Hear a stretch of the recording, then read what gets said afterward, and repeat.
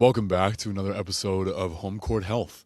I am your host, Tom Foolery, and I have been so looking forward to doing this episode for some time now because in the depths of winter, really nothing hits the spot like a good stretch of top flight movies. And by the time I had watched the third film in this string of four, which we're going to talk about today, and this isn't a movie review episode, so I mean, I'm sure there's people who have done that. This is more just about my own appreciation and admiration for these myths and these stories, for their quality entertainment value. I mean, in a constructive way as opposed to a destructive way, as opposed the in direct defiance of what is now social engineering. And there might be parts of that, but a lot of these are stories from a different time, interestingly enough, similar times. And by the time I had watched the third, I finally realized, as I had my love along the ride with me, that these are male initiation movies. And the title of this episode is Movies for the Modern Man. And it wasn't deliberate. It was just when I was thinking of great movies, and certainly there's nothing new that appeals to me in the slightest for a variety of reasons. You know, a lot of the time watching good old movies is like reading good old books, because even though you've seen them and you do know how they're going to play out, you feel things differently, and there's scenes and the ways that the characters act that strikes you differently. And I've always said, I mean, especially rewatching old television shows, since those are longer undertakings, you see sort of the reverse engineering of how someone emerges, how a character emerges.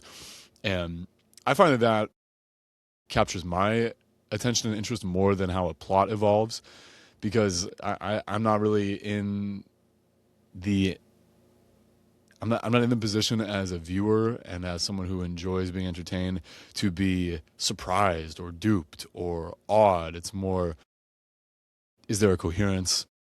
Is there a motif? Is there a message? Anything like that? And I mean, truly, this isn't a movie review for any of these movies. It's more about just the serendipity of stringing these movies together, because there was something in my unconscious mind, most likely, that was being magnetized toward these stories. And the first one, I give all the credit to my Uncle Jeff in Idaho, who's lived in Idaho for many years, and I always associate this movie with him. The Man from Snowy River. If you have never seen or heard of The Man from Snowy River, then I implore you to check it out. I believe it's on Amazon Prime. You might have to make the completely reasonable investment to rent it of a couple of shekels or shillings or whatever money we're using these days. And it came out in the early 80s, and what I did not know, other than from doing my research a little bit before sitting down to do this, is that it's from a poem which was written at the end of the 19th century, which is when this story takes place. And it takes place in the Australian, a lot of it in the bush, you know, not quite the outback. There's still some connection to civilization and towns and things like that. But it's a story of a young man who is in charge of raising or managing, very much on their own, these wild horses with his father. And there is this one wild horse that they have not been able to catch or tame that leads this host of other wild horses called the Brumbies. There's a rugby team called the Brumbies. You know, there's some lore around this in Australia. The early scenes of the movie is that the boy loses his father, and he's a teenager. You know, he's a young man, and what transpires is that he's banished from the mountains. He's sent down to the lowlands, to the town, to the city slickers, so to speak, because you have to earn the right to be a mountain man, even though he grew up there. And so he's without his mother, he's without his family, and he's cast out into the world to make something of himself and to prove that he absolutely has the merit to be a mountain man, which it's not clearly defined. I mean, this is what's beautiful about movies like this, is we make our own meaning, we make our own interpretations. As my man Al Dog from last week was talking about, in a fictional story, in a novel or in a movie like this, you can say so much without really saying it. And so you might ask yourself, What if Jim said, what if the main character, the young man, said, well, what is the code? What are the standards? What are the things I have to do? What are the boxes I have to check off to be a mountain man? And I feel like those cowboys and those roughnecks probably would have had a hard time articulating that. It is much more of an intangible template, like so many things, because I might have to stop saying this because I've said it so many times that I've been a boy far longer than I've been a man. I've been on this earth in this incarnation for 30 plus years now, and I choose to be more of a man these days than I have. And again, not even a simple thing to articulate what makes a man. I mean, one place that I've arrived at is that, especially among other men, they will care more about what you do than, I was going to say who you are, certainly what you say or whatever your credentials are. And I mean, there is a segment of the sociosexual hierarchy, alpha, beta, gamma, sigma, etc., that would care more about, well, I went to this school, or I work for this, and I make this much a year. No, I mean, real capital M men of integrity are much more interested or even impressed by what you do, or your works is what I should say. What do you have to show for your life? And so that's why a lot of men, especially in these older stories, are so consumed by the idea of legacy. And so all this to say, I mean, Jim understood that. He understood that there is a rite of passage that he had to go through, which was even as simple as going and being part of what for them was modernity. And again, this is end of the 19th century, still very limited in terms of what we think of as modernity now. And so that element alone I found fascinating, that distinction between the natural and the elemental world of the mountains was something to aspire to, or at the very least, it was a community that had,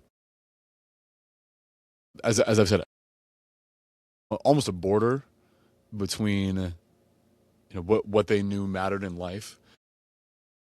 So especially a young man, I mean, they keep calling him a boy, and who's this boy? And what did you say, boy? I mean, that's so much of it throughout the movie is how Jim is spoken to by others, even though he develops a high level, or demonstrates rather, a high level of competency, especially around horses and what it is to ranch and what it is to just provide for yourself and chop wood, carry water, cook your own food. And it's really a stunning visual movie because it's these amazing landscapes of rural Australia, mountain Australia, and there's beautiful music. The score throughout is always one of my favorites, and I wish I could play it for you here. All rights reserved and all that, so we cannot. You can even just look up the soundtrack or the Man from Snowy River theme song, and it's some beautiful piano and orchestral music, and it's so fitting to what I would say is more of a subtle drama. This is something Al and I spoke about in the last podcast, which I was really champing at the bit to talk about with him more. He had to go, and turns out he had a very good reason to go to extricate himself from our conversation and go host people. And still, I mean, we're absolutely going to run it back. But something I wanted to dig into with him was just how dense the entertainment landscape has become with certainly with the vices and the carnal scenes of carnal experience and pleasure. And I mean, it's just, I took for granted for so long, up until very recently, I would say, how intensely obvious the focus on vice, sex, and violence is in these movies. And we are all, whether we admit it or not, are deeply desensitized to it. I mean, to the point where, and I don't have this experience, I have not seen I haven't seen people having sex in front of me lately. I haven't seen anyone commit violence in front of me at all, aside from some low-key fights and things like that. Drug use, I mean, obviously, drugs, alcohol, anything like that.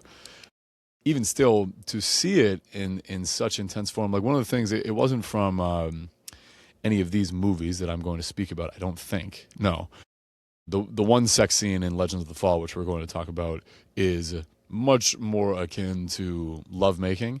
Whereas what I noticed in some shows I had watched recently, or some more modern, definitely modern movies and shows, is that all of the sex scenes are so violent. Like it's anger banging is what I call it, to make light of it, so to speak. Because yeah, I mean, it's just devoid of any semblance of tenderness, and it's just weird, guys. Whether we are, as I like to say, I'm not. This time I am clutching my pearls. I mean, it is much more normal to be a little bit scandalized by how in your face all of these really, I guess you could say, moving, stirring, and not necessarily in a positive way. These scenes of watching people be murdered in these grotesque ways, watching people, who don't love each other, who in real life are actual not connected to each other, make love, or the violence to it. To say nothing of when there's rape in shows.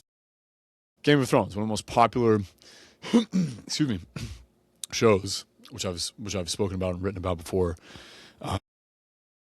This era, there's rape galore, and one of the most celebrated characters, Jason Momoa's character, I always forget his name, Khal Drogo, early on in the show, is bragging about, with Khaleesi at his side, he is going to do the raping and the pillaging, but the raping is a point of focus for him, and I really don't know why people. I mean, sure, it's a story, but people. I mean, when these themes are celebrated, or at least they're not criticized or called out for what they are, which is a desensitizing, which is a normalizing, then we get this world where it becomes pervasive. And so what I deeply appreciate about, we'll say 3 out of 4 of these movies, especially The Man from Snowy River, is just how subtle the drama is. It's not, excuse me, pause for water, sip for water. It's not so heavily dependent on showing you everything or drumming up the drama. I mean, the drama is going after a horse and saving a love interest who's caught in the mountains, and they have a charged kiss. It's not like they then go have sex and out under the stars. It doesn't have to go that far. I mean, the idea of a chaste love used to be much more common, and just the fact that we would watch someone have a passionate kiss was enough to stir the loins. So we might have to go back to that. And the culmination of that movie is the bestowment of his manhood by another man, someone who is this character Clancy, who features in the poem especially, who's this veteran of the horse trade and horse wrangling, and everyone is in awe of him. And from early on in one of the scenes halfway through the movie, when he encounters Jim, he says, "I knew your father. He was a good man." And of course, no one believed that Jim knew Clancy, knew this legend of their community.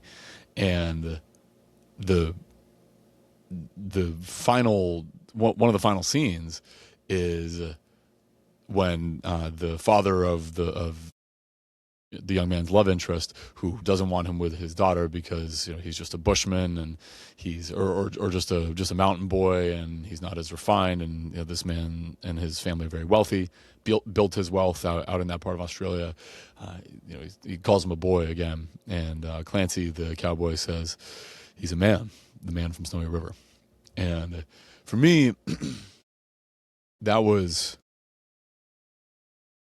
of course, very emotional, and in a way that when I was watching it for the first time as a, probably maybe 12 or 13-year-old, I'm much more caught up in the machismo and the male ego of it all, where those subtle,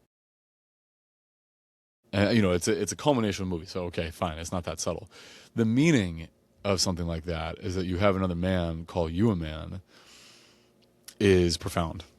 And this is something I know I've spoken about before with some lament, that we do not have those rights where, again, as I was joking earlier that I've been a boy far longer than I've been a man, just by age, I could say that, for so many years of just being a young man or a boy, maybe it evens out on paper.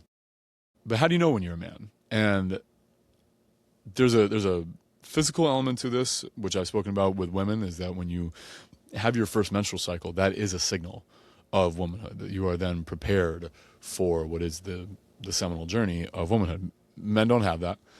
And so it would fall upon us, or our elders, ideally, or our community, to challenge us in a way that would let us know that we are a man.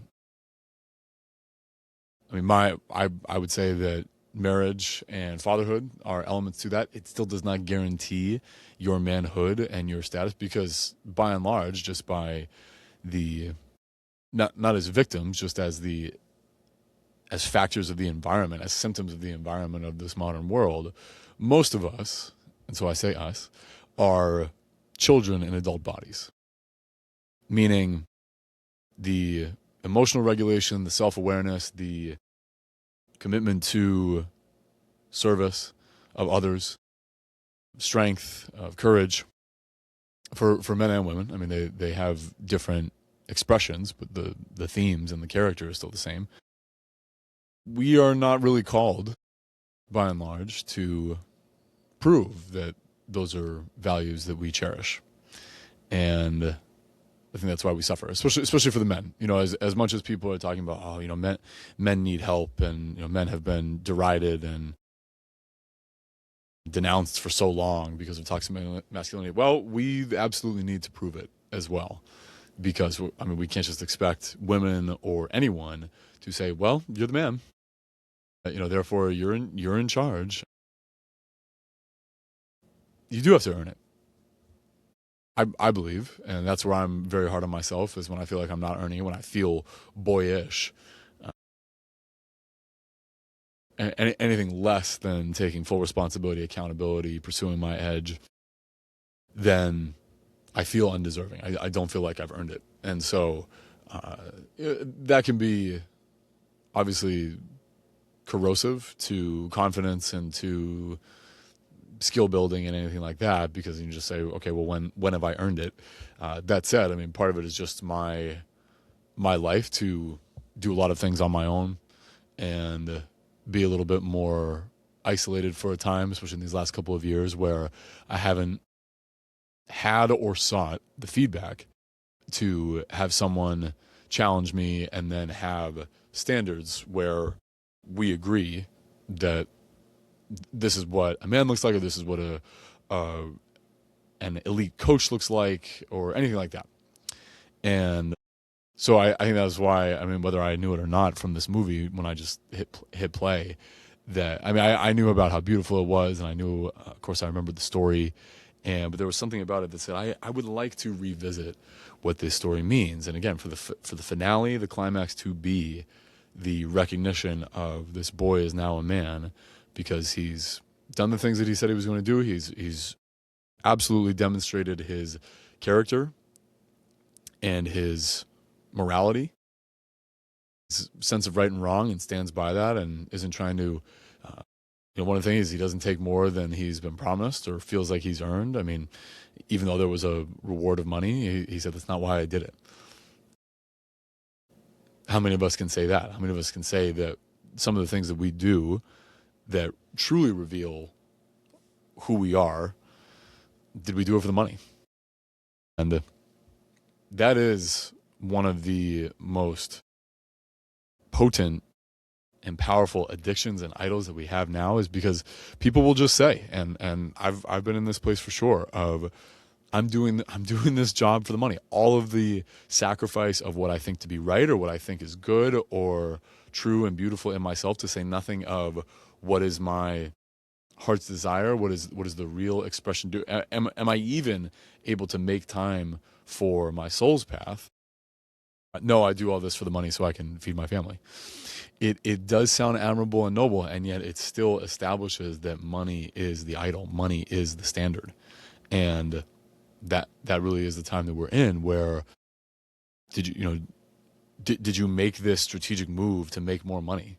Well, did it harm people? Was it something actually useful? Or, I mean, this is my greatest criticism around anything financial, is that a lot of it is something out of nothing. A lot of, the whole idea of speculation and legitimate gambling, sports gambling, or now it's futures gambling, weather predictions, any sort of prediction based profit is, I mean, that's not, it's not, I don't even think it's ethical, let alone moral. And so again, it prizes money as the idol.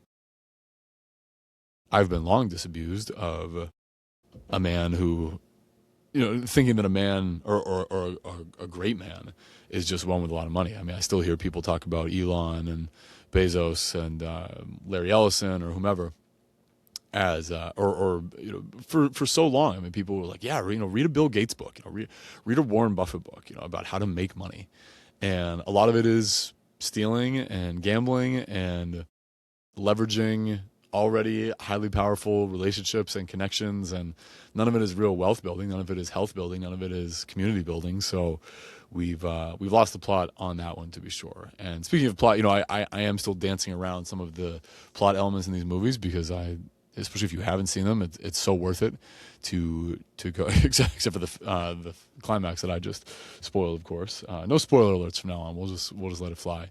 The Man from Snowy River, highly recommend to put a lid on that particular pot, is to say that it's a very steep maturation curve of a kid who's, I mean, now without the guidance of a father figure in his life, and just has to go make it happen for himself, and is thrown into a challenging situation where he seeks work and opportunity and then is called to do something fairly extraordinary. For him, though, it's aligned with what he values and where his skills lie.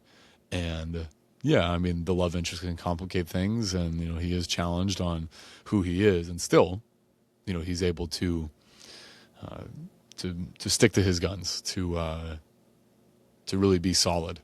And so much of that, as I've spoken about even as recently as my conversation with Al, being a pillar of strength, being solid, is certainly the mark of a man. Now there are, of course, and nuances to manhood, and one such movie that I think expresses that beautifully is The Dead Poets Society. And this I feel like is much more well known and very popular. It came out in 1989. One of Robin Williams', I think, most epic roles, for sure. And I don't really know a lot of the other actors aside from Ethan Hawke. Ethan Hawke is in it. Plays a really interesting character in that, for sure. I know one of the boys' fathers. Yeah, I mean, there's a lot of people you would recognize in that, in terms of, say, Ethan Hawke, Josh Charles. I definitely recognized him. Who is Neil's father? There's. I feel like there's people we would all recognize. Perry. Looking for the other Perry. Yeah, Tom.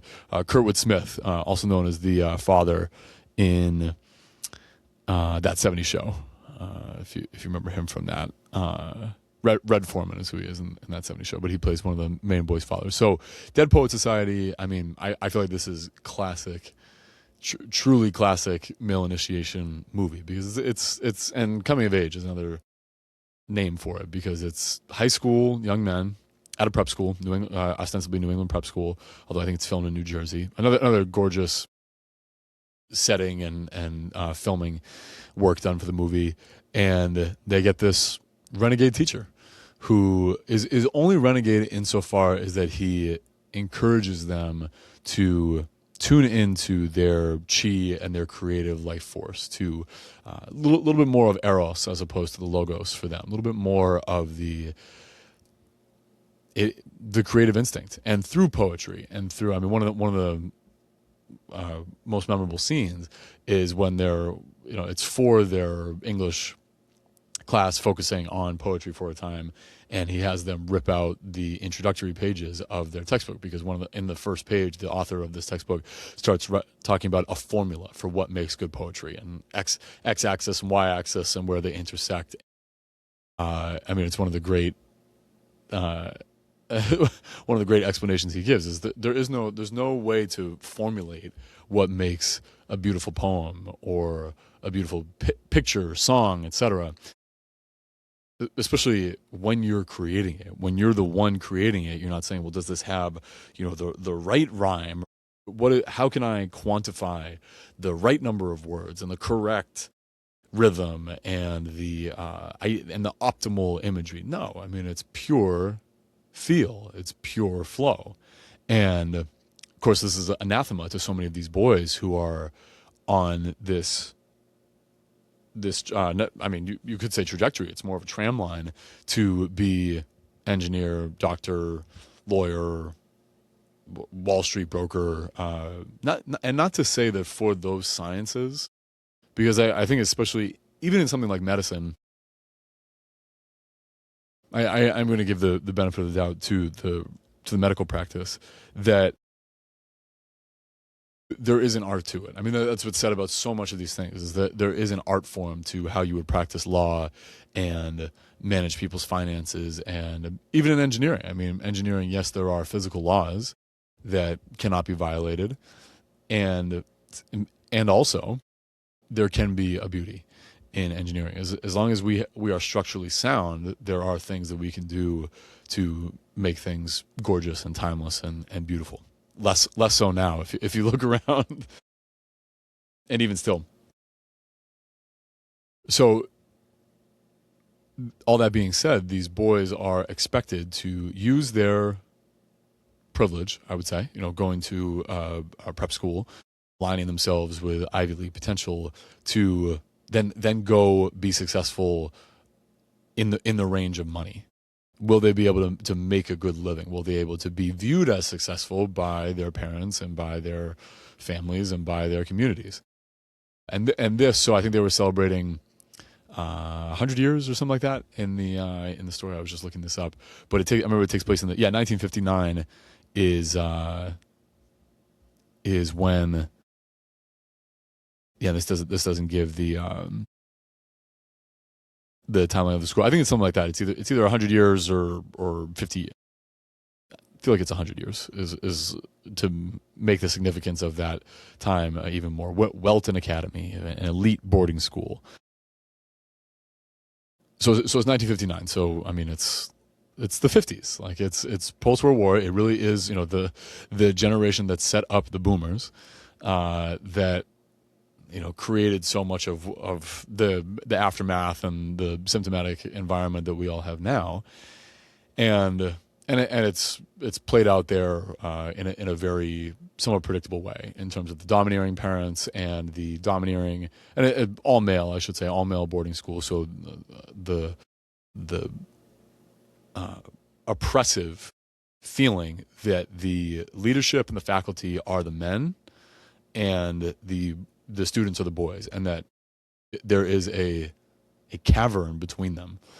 And what do you have to do to surmount that? You have to do everything we say, and you have to do everything that the students before you came and did. You have to be just like them. Although Professor Keating, Robin Williams' character, brings them to the trophy case and all the photographs and the memorabilia of years gone by. And this is where we get the famous scene of Carpe Diem. He says, boys, lean in and listen to what they're saying to you. All these boys, a lot of them are dead and gone, or they've gone through these halls and these dormitories. What are they saying? It's Carpe Diem that they're saying, seize the day. And I want to say the first time that I saw this was in high school for me, in a similar environment, not a boarding school, but a preparatory school, a all boys Catholic Jesuit prestigious school in Boston. I think it was in my Latin class, of course, of all places. Carpe Diem, why not? Seize the day. Of course, Keating's message is you do that by tuning into who you are And how am I going to be a man of action for my life today? And what that sets in motion for these boys is this frenetic flush of fascination with their creative instincts and the idea of romance. I mean, of course, we all have some idea of romance, and still, what does it mean to be in love with anything? I mean, do you love engineering? Do you love AI? Do you love your job as an insurance broker?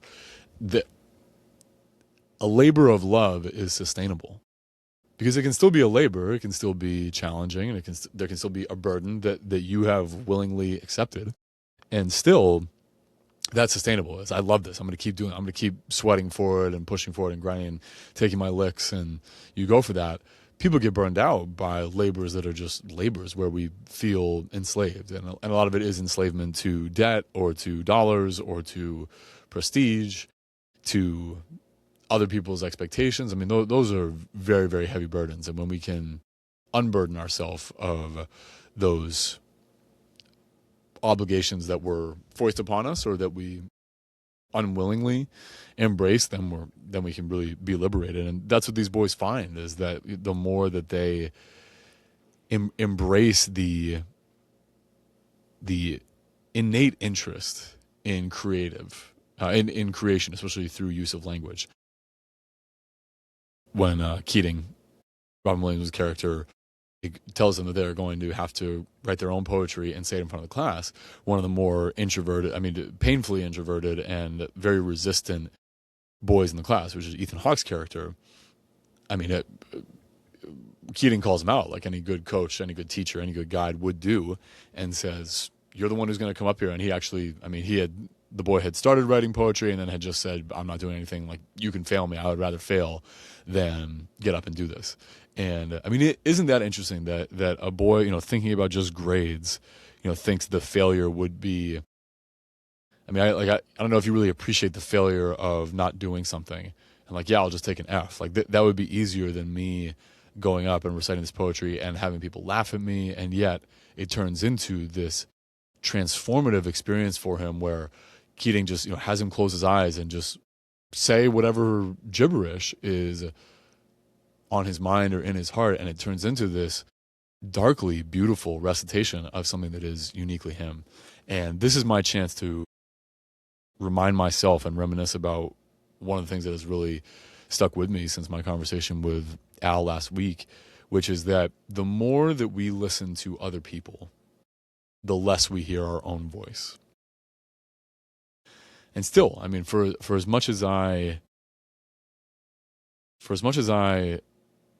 endorse people's self-authorship, it is helpful, especially as we grow, as we mature, to gain the benefit of other people's wisdom and experience. It's been said that a guru just means one that goes before. It's a person who is somewhat, even a little bit, even one step further up the path than you or than me, and can show us a little bit of that path. If you get to work with someone who's 20 miles further up a similar path, and of course that's highly valuable, they also might not have as much memory or connection to what it is that you're going through. Some do. Some people are deeply empathetic and have that emotional quotient that aids them in their ability to connect with people. But I was really struck by that sage reminder from Al, because there have absolutely been times, especially in recent memory, where I've overwhelmed myself with other people's perspectives, and a lot of it through podcasting, which is of course very creative. And this is why I do it. This is one of the creative outlets that I choose and really enjoy, and it challenges me, and I get frustrated with it and critical of myself and want to put down that burden, and still I keep coming back to it because I do have I feel the pull toward it to keep sharpening my sword with this expression. And lately I've quieted my input range quite a bit because of that. Even before that reminder from Al, that there's there's only so much that we can handle. And yes, we're all inspired by other people, and there's uh, I think plenty of stealing and borrowing and lending that goes on in terms of what moves us to speak and write and act the way that we do. And so, I mean, yeah, we don't live in isolation. We don't live in caves. So there's going to be some of that. But the filter becomes, is this really me, or can I say it differently? What really is the? Can I be my own medium? The idea of the muse, though, is something singular. To have your own muse is an entity, an energy that speaks directly to you and to your soul, and then helps to, encourages that to come out of you. So that's valuable. We still need the quiet time to, have those meetings with ourselves that then evoke what seems to be our singular, unique expression. And so it's highly entertaining and thought provoking to watch this this play. And there also is a play. So one of the boys, the high performer, the valedictorian, the one that everyone loves and respects and has so much admiration for, he discovers that acting is his great creative love. And because he's been acting in the role of dutiful son for so long for his domineering father, and has felt the weight of that for too long, that once he is given the encouragement from someone as vital as Professor Keating, then he goes headlong into, and his energy is so boundless it becomes an obsession. And not necessarily for better or worse. I mean, of course, the outcome, this is one thing I won't spoil, that, the outcome makes you second guess, well, is this for better or worse? I mean, when you go suppressed for so long, I think this is a caveat for any and all of us, that to suppress any natural instinct for too long usually turns into an overdoing it at some point. And of course, this manifests in so many of our habits, where when we overdrink, overeat, overexercise, or underdo any of that, it's an imbalance based on a suppression, a miss or a lack of awareness around what is optimal and ideal for us. And so, and we see among the different characters, man, the love-struck ones and the cocky ones and the weak ones and the scared ones. In terms of the boys, you just see how this impacts each and every one of them. Was it enough to really move them off their center or off their stability for a little bit?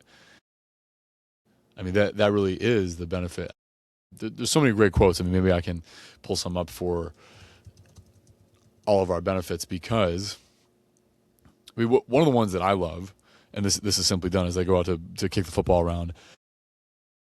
Robin Williams' character says, "Devotees may argue that one game or sport is inherently better than another. For me, the most important thing in all sport is the way other human beings can push us to excel." And simply stated, that is why I love the sport of tennis, and really any sport, to be sure, because of that. It is other people pushing us to excel in, something that is embodied. I mean, are people really pushing us to excel at work when it's passive aggressive and yeah, and everyone's money, everyone's God is money, everyone's idol is money. And I just think, I'm trying to think of other avenues. And then when you get into things like if you're a musician or if you're an artist, there really is no competition with that. The idea of an art fair where someone gets first prize, and this isn't an everyone gets a trophy type thing. It's just that I've thought more and more about this, that in the model of school, this is where it really lets us down, I think, for sure, is with the creative arts, your ability to be a musician, an artist, a creative writer, not just writing and being graded on your ability to share a coherent thought, that or whole paragraphs of them based on whatever the stupid rules are around spacing and margins and all that stuff. This is where school really does us a disservice, because it makes your abilities as a creator something that gets judged and graded and compared. You know, are you good enough at a certain instrument or with your artwork to keep pursuing it? You know, like it's a luxury. Like, would other people agree that you're really good, and that therefore gives you the validation that you need to continue it? No, I mean, what if you just did it? I mean, we would all have much more. I think self-awareness. I mean, I think the whole point of that is the self-awareness, your ability to channel your lived experience into something a little bit more external and yet highly personal. And yeah, a lot of us have been robbed of that because it became something that we were judged upon, and someone else determined, or we felt self-conscious about, well, am I good enough to continue playing the flute or free-form drawing or writing poetry and sending it all over the place? I mean, yeah, it's and yet those are things that we dancing. How could I forget dancing? The self-consciousness around dancing, which I certainly have some of until I just turn it into a karate display, which feels right for me. Then, I mean, we all have bodies so that we can dance. We all have voices so that we can sing. It doesn't have to be, is someone going to think it's good? That doesn't fucking matter. I mean, the absurdity just occurs to me. Your poetry, it doesn't matter if anyone thinks it's good. Did you write it? Great. Then it's yours, and that's a creative. That's something that you created. No one else created it. That makes it inherently valuable. And you know, if you want to charge people for it, you know, then okay, you might have to defend its value a little bit. But otherwise, I mean, creation for creation's sake is the way to go. I mean, this is the first thing that comes up when you look up Dead Poets Society quotes. Avoid using the word very because it's lazy. A man is not very tired, he is exhausted. Don't use very sad, use morose. Language was invented for one reason, boys, to woo women. And in that endeavor, laziness will not do. It also won't do in your essays. The dialogue is absolutely world class for reasons like that. I mean, because there were some people with a mastery of language who knew that you could put those words in the mouth of a character like Robin Williams to remind us that, you know, if you only know a couple of words, you're just going to keep using those couple of words. Get creative, and if you're like me and this is the only language that you know, and we do have, I mean, for all the word spells and all the homonyms, and I mean the ways that the English language it is very limited. I expand the boundaries of the English language by using creative and maybe sometimes flowery language again, because it's the only language that I know. When I do need to be clear, I will be clear. Rest assured. This is of course one of the standout lines from the movie with Robin Williams again. We don't read and write poetry because it's cute. We read and write poetry because we are members of the human race. The human race is filled with passion. And medicine, law, business, engineering, these are noble pursuits and necessary to sustain life. But poetry, beauty, romance, love, these are what we stay alive for. To quote from Whitman, me, O life, of the questions of these recurring, of the endless trains of the faithless, of cities filled with the foolish, what good amid these, O me, O life? Answer, that you are here, that life exists and identity, that the powerful play goes on and you may contribute a verse, that the powerful play goes on and you may contribute a verse. What will your verse be? So much from that. I mean, I this is a movie that deserves its own episode, I feel like, because of even in a short time, I mean, I don't even know if it's a full school year. Maybe a little bit less than that. You just get to see how much life is lived because of this one realization. Another one, no matter what anybody tells you, words and ideas can change the world. Of course, because that's how words are how we articulate ideas. I mean, there are things that cannot be, in terms of our soul life and our spiritual experiences, yes, those things cannot be named or articulated. God is only one name for God. I mean, it could be anything else. Infinite possibilities, to be sure. And still, when it comes to how we move through the world and how we relate to others, our ability to articulate ourselves, to express ourselves clearly from our ideas, our feelings, and then our ideas, and then our actions, and then can we speak to it? Those do change the world, because we can turn them into words. That is logos. And one of the things I love from that as well, when he's talking about medicine, law, business, etc., these things are noble pursuits and necessary to sustain life. Absolutely. Absolutely. We're grateful for all of those things. And if someone feels that their soul's path is taking them there, then you go for it. And still, the things that we live for are our loves and our passions and the things that, really, you might say beauty, of course. I mean, things that are beautiful. I mean, that's why we just had several feet of snow, and watching that come down. I mean, in one way, it's like, well, shit, now I have to shovel all this, and it's keeping me from going out. Or no, I mean, nothing's being done to me. It's not keeping me from anything. It is beautiful. It's so quiet, and it makes everything so much brighter, even at night. And I mean, we get to be alive to experience all of that, and it's poetry that reminds us of all of that. So, how does this make this a movie for men?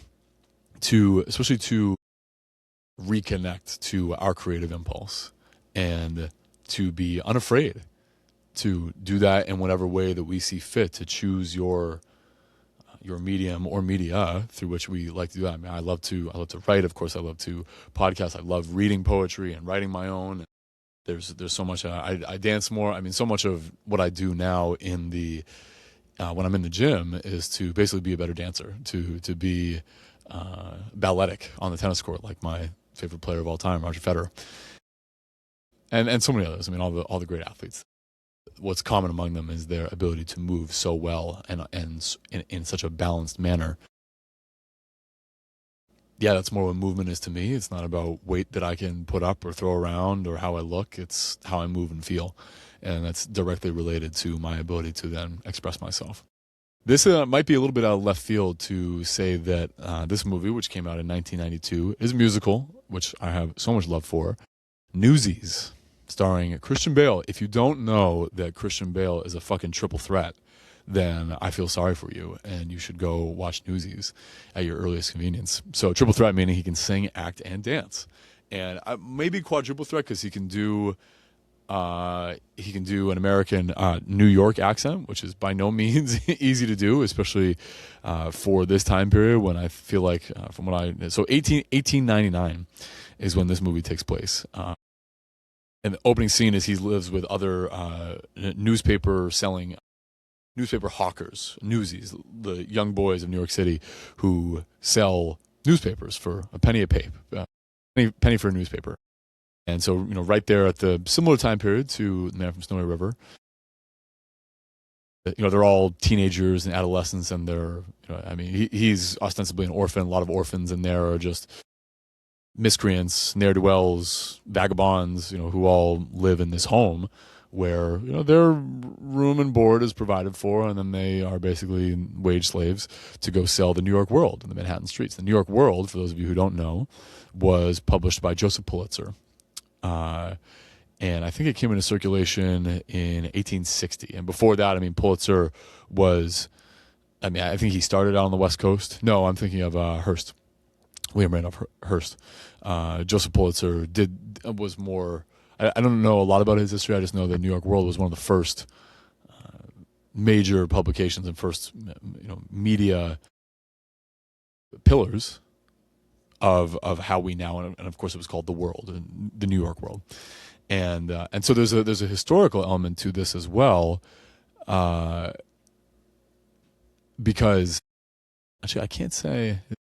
Yes, loosely based on the New York City newsboys strike of 1899. So it's dramatized and it's musicalized, and the music and the dancing, the choreography is super fun to watch, especially for young men, and seeing Christian Bale out there as well. Like I said, triple threat, not just the guy who does, kills women as American Psycho.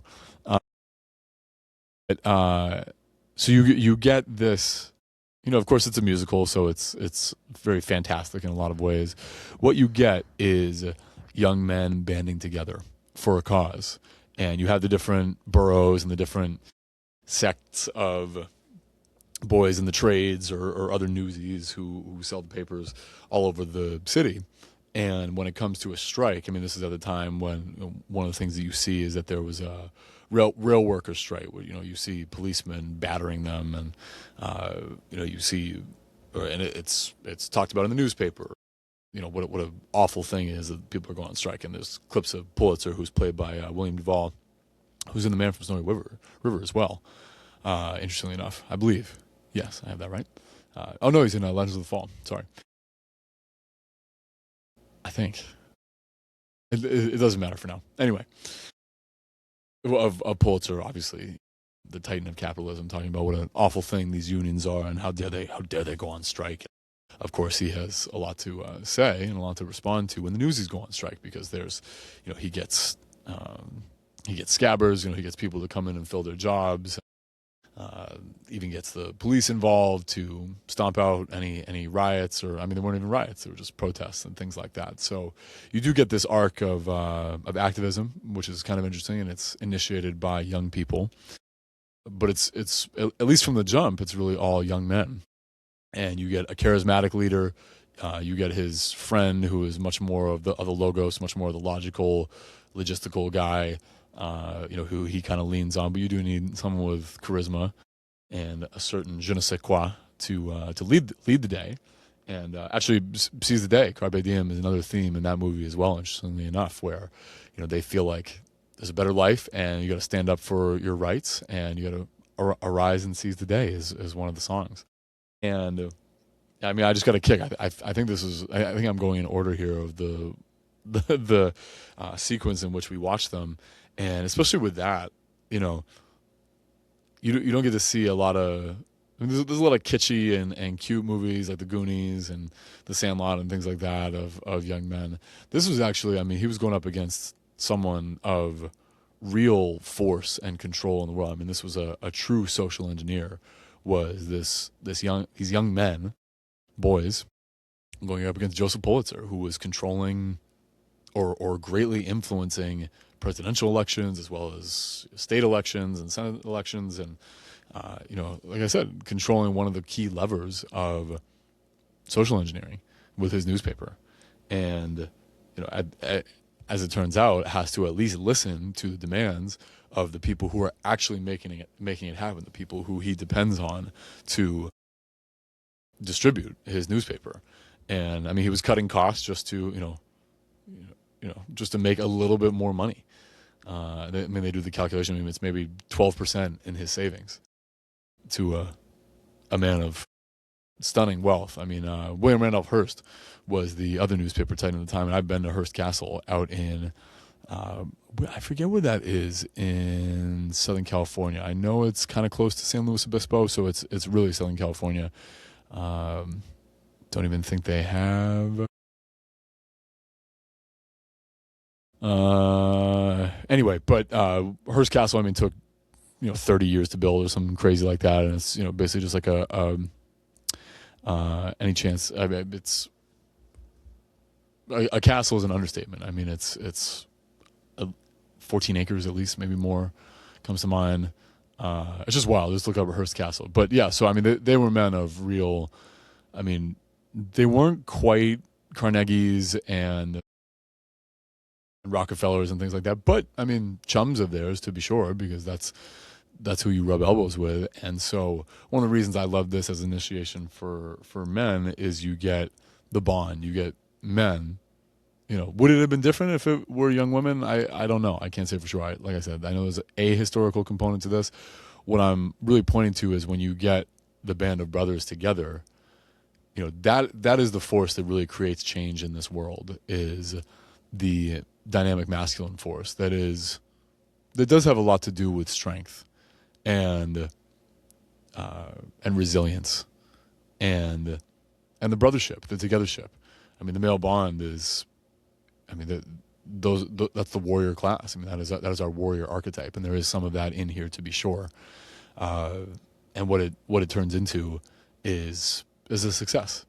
And you get little tidbits of family and romance in there as well, but really with it all for me is just the boys banding together to make a difference. And that is part of what is inspiring me to be more active in creating culture and community of men in some way, whether it's my 10-mile radius or 10 people I know or anything like that, to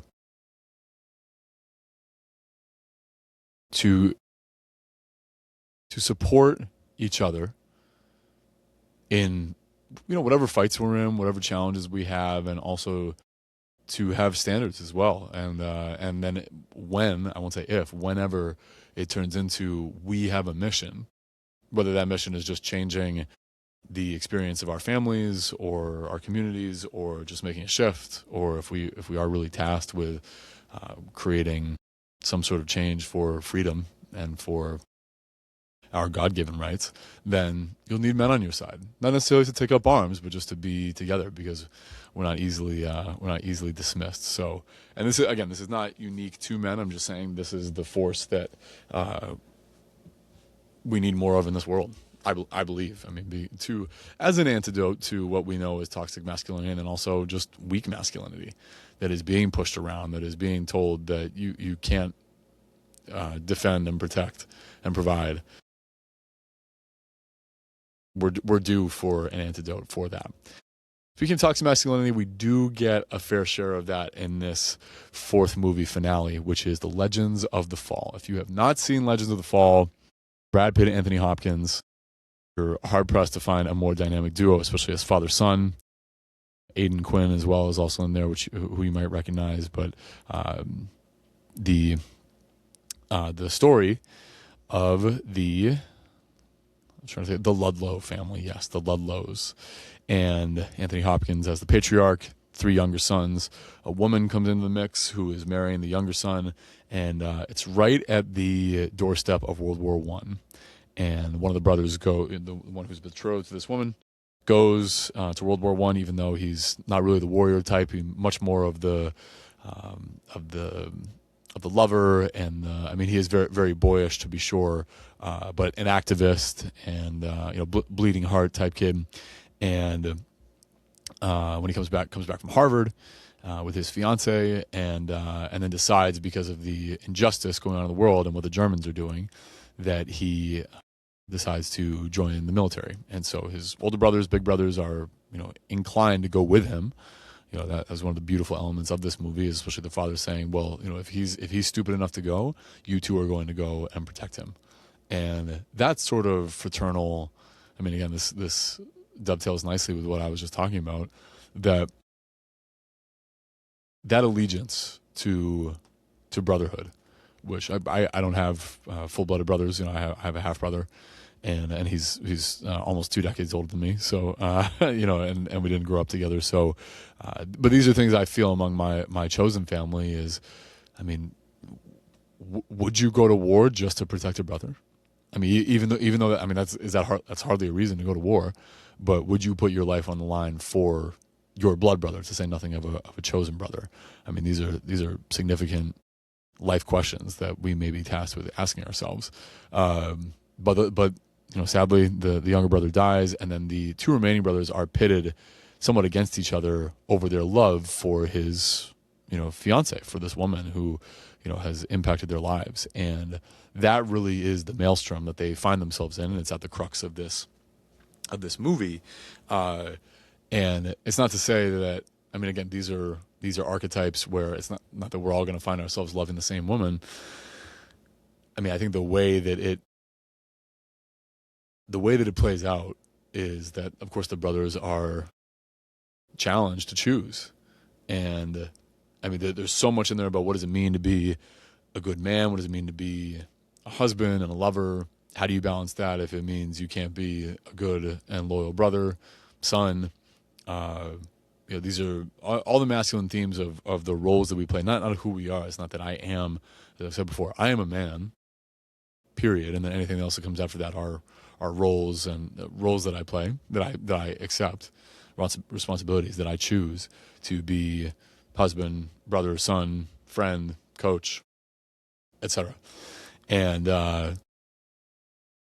so they wrestle with all those in this movie. Another, I mean, Newsies is the exception because it takes place in New York City, which I don't have too much love for, even though it's 1899 New York City. The rest of these are just absolutely phenomenal in the way that they're shot visually, because I believe Montana is the setting for most of the Legends of the Fall, and especially again in that same time, that late 19th century. And obviously a little bit in Europe as well, but the Montana visuals are just staggering, to be sure. I think that's part of why that movie is so popular. And so the Ludlow family also has a Native American relationship with one of the natives, and that he's the narrator of the story, and so it becomes very mythological. This mythic, legendary Ludlow family.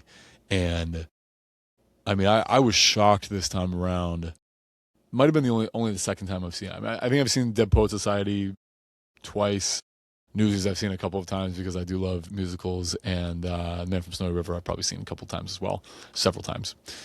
But Legends of the Fall, only my second time seeing it, and tragic. I mean, just the elements of grief are so palpable throughout that.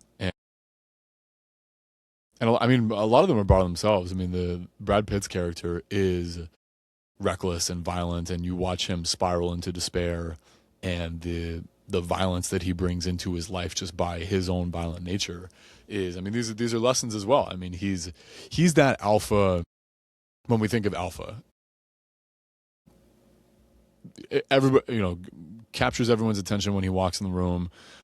Feels like he can do anything. Strong, vital, and violent. And I mean, his core issue with the woman is, how can he be tied down? He belongs in the wilderness. He's much more like a Native American. He's supposed to be out hunting and killing and one with the land, and probably not meant to have just one woman.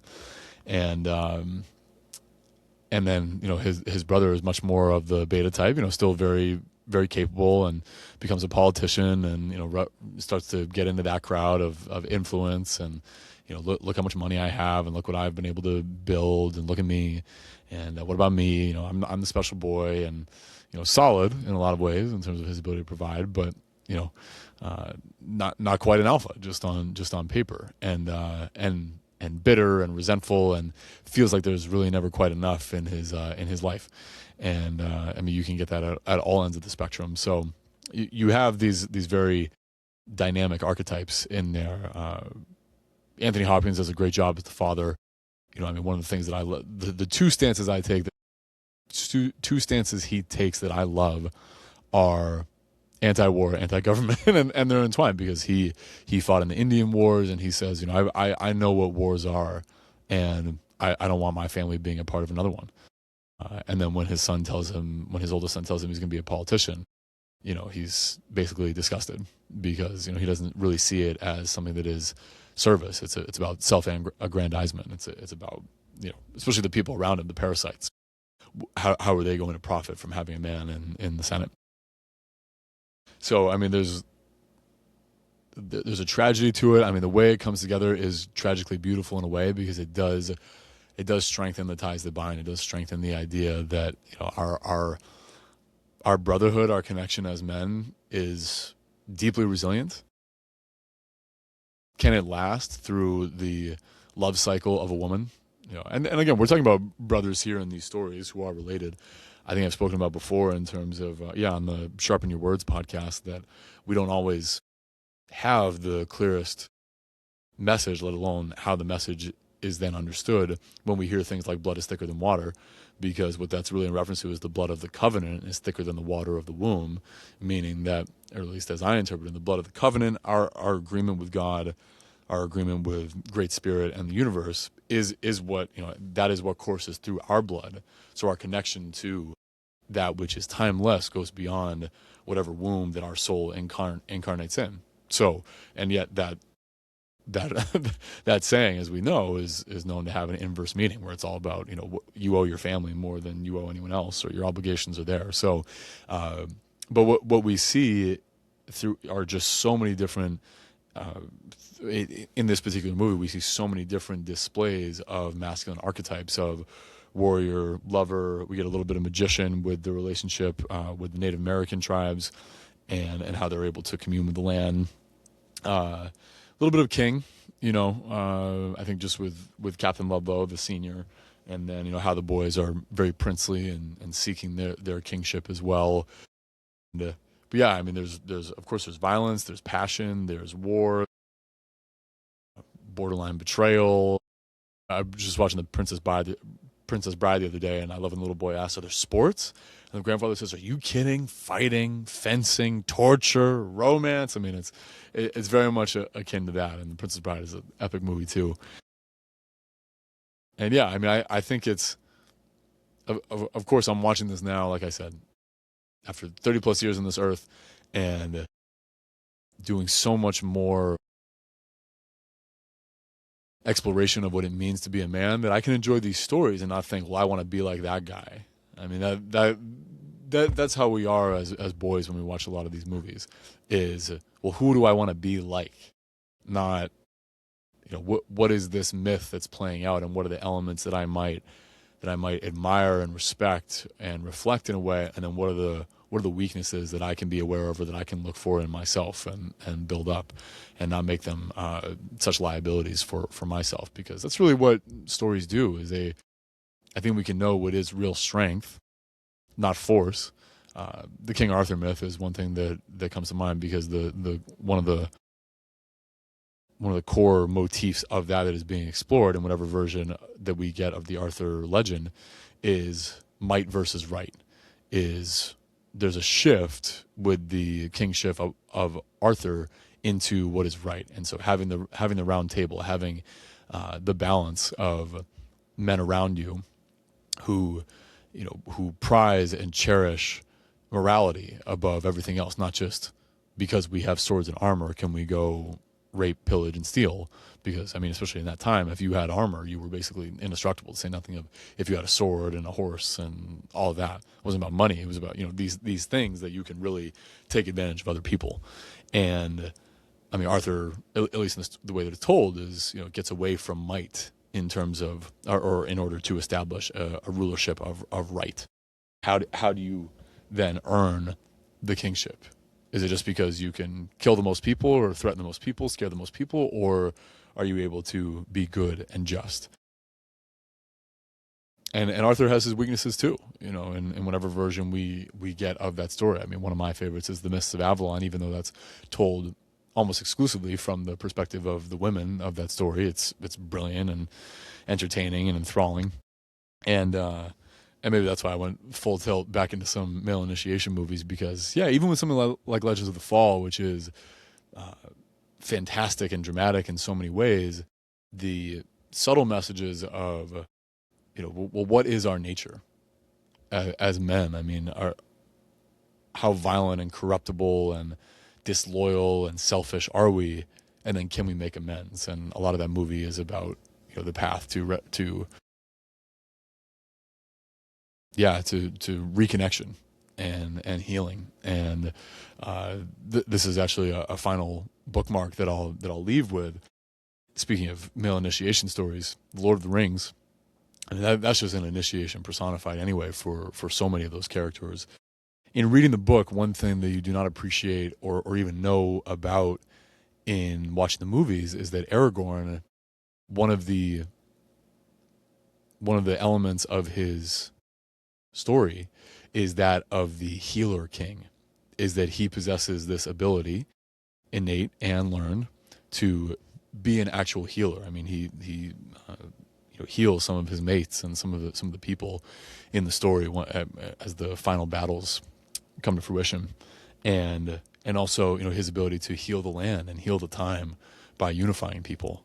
And that has been such a powerful motif and archetype for me, is that I don't know if we have too many examples of that we're aware of in our collective culture, that a king would also have this feminine ability to heal, and you lead with strength, and yes, you can wield the sword if necessary, and still your ability to heal wounds and to unify and to strengthen people that way is just immensely valuable, and that is largely what we're being called to do as men. If we've been wounded enough, I mean, the wounded healer is one of the most effective personas that we can embrace, is using our own experience with injury, illness, disease, trauma, etc., to bring that wisdom of healing, because it's not about your specific modalities. It's, well, what are the truths, what are the principles that lead you back to healing, that lead you back to being whole with yourself. And storytelling is one way to do that, is helping people remember that when we give into victim consciousness, our story ends, because it's usually the victims whose lives are lost. Heroes are anyone who can survive. I mean, there are heroes who sacrifice their lives, to be sure, and if we are to choose life, then we cannot afford to do that. So we choose life. We choose to be the ones who survive, and that will test us for sure. And with all these stories, I mean, we get people who find a way through their morals, through their resilience, through their resourcefulness, and through their relationships as well, who find a way to survive. So I hope you found this insightful, and if you haven't seen any or all of these movies, like I said, I beseech you to run, don't walk, to wherever you can get these movies. Most of them on Prime. Just do a search for them, because it's worth it. It's worth it to have. I mean, the quality, the fact that we're not beaten over the head with, so much vice and programming and messaging. I mean, they're just stories, and you make of them what you will. These days, it's just too much. It's signaling overload for me in terms of what people are trying to promote as cultural values now. A lot of these are just timeless messages for the men in our lives that we can take away and mold into meaning for ourselves. So that's my big takeaway for now, and I'm looking forward to sharing more of these